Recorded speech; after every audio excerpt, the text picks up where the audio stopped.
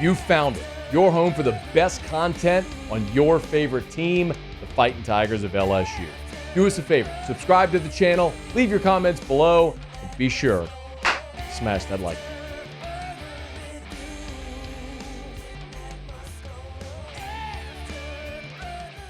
The NFL today officially announced it's 321 participants that were invited to the scouting combine. 8 LSU Tigers, Jaden Daniels, Malik Neighbors, Brian Thomas, Charles Turner on offense. Defensively, Mekhi Wingo, Jordan Jefferson, Maason Smith, Andre Sam. So 8 in all. I was thinking about it earlier, which LSU players have the most to gain and the most to lose at the combine. I think the player with the most to gain is Maason Smith.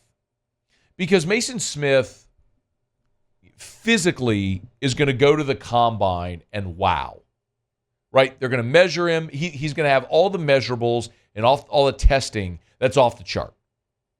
And he's going to have an opportunity to sit down with these teams who are going to say, all right, we saw the flash your freshman year. We know you had the torn ACL. Why wasn't the production there this year? Because you put on the tape and you can see the production wasn't there. And maybe it's an explanation of injury or other circumstances that we're not aware of. And maybe that's satisfactory for some team to say, I want that guy. I can mold that guy. Because God didn't make many that, he didn't build many like that.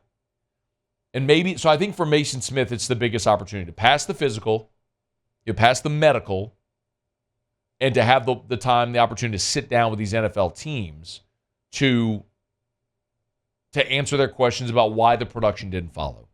And if he does that, there may be a team that falls in love and pulls the trigger because we've seen him mocked before the season as a first-round pick.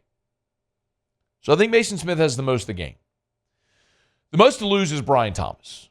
Brian Thomas had a magnificent season. I mean, he was, for a dude with his size and strength to be able to blow the top off the defense, to lead the nation in receiving touchdowns, it's why he went and catapulted himself into being a consensus first-round pick. But there's this sliding scale on Brian Thomas, where some draft pundits have him as a mid-first-round pick, some have him as a late first-round pick. I've seen him mock, to Tampa in the 20s and literally the last pick of the draft as well, last pick of round 1. So if Brian Thomas goes to the combine and just crushes it, he runs a great time, he measures perfectly, all that stuff, then he's going to solidify himself as a first-round pick. But the question is, who's got the most to gain and most to lose? The reason that Brian Thomas, if he does go to the combine and doesn't perform well, has the most to lose is because this is such a deep receiver draft class. If he goes to the combine and doesn't run a great time or struggles with drops or whatever, you could see a scenario where other teams say, well, I got this giant list of incredible receivers in this year's draft. I'll go with that guy first. So maybe that's probably where I would go. Most to gain, I think, is Maason Smith. Most to lose, I think, is Brian Thomas. But I think Brian Thomas is going to go to the combine, crush it, and solidify himself as a first-rounder. But, we know Jaden Daniels is going to be a top 5 pick. Malik Neighbors is going to be the first or second receiver off the board. Here, Marvin Harrison.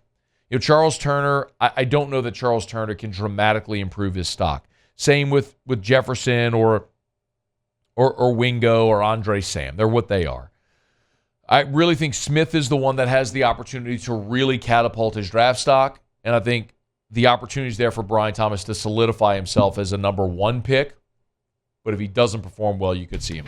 So, combine coming up later this month. Be interested. We'll keep an eye on the LSU guys and how they do. Hey, thanks so much for watching. Please leave your comments. I love to interact. And be sure to hit the red subscribe button below.